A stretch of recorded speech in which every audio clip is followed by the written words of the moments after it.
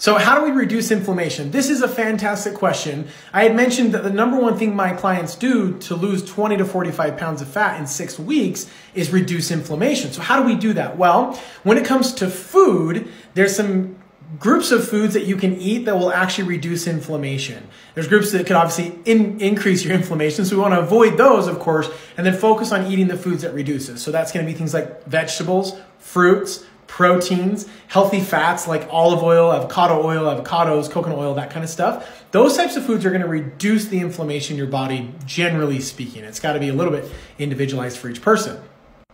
Now, the other kind of group of foods that aren't necessarily causing inflammation, but there's kind of a group of foods that could go either way. That's going to be things like grains, dairy, and legumes. And you can't just say that like grains cause inflammation, because that's not necessarily true, or of any food really. And you can't say that it's good or bad, because it's got to be up to you individually, and also it's got to be up to the quality of the food. Let me explain what I mean.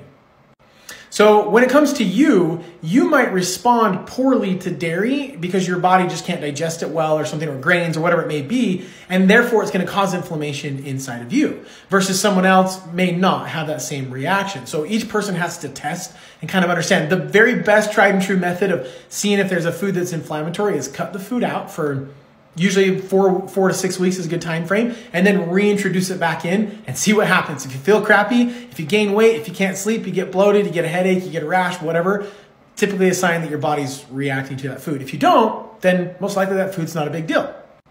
Now, also, you've got to look at the quality of that food. So processed dairy and refined dairy is very different to the human body than something like organic, grass-fed, something that's free, cows are just out on the pasture. They're going to cause a different response in the body. And that's true of grains that are grown with all sorts of who knows what chemicals, and they're processed really poorly, and they got all sorts of things, is way more inflammatory than a grain that maybe it's organic, maybe it's fermented, maybe it's sprouted, those types of things do matter, unfortunately, that we have to kind of pay attention to those things now. So to say one food is good or bad or inflammatory or not is highly subjective to you as an individual, and then also the kind of quality of food that you're getting. So to just say that something is bad, and that's also true, like we teach this to our clients, to say a cookie is bad or good isn't necessarily true, because you can actually make cookies and get cookies that could be actually somewhat nourishing to your body, and obviously cookies that would be very inflammatory to your body. So that's how you do that with food, is you focus on things that are reduce inflammation,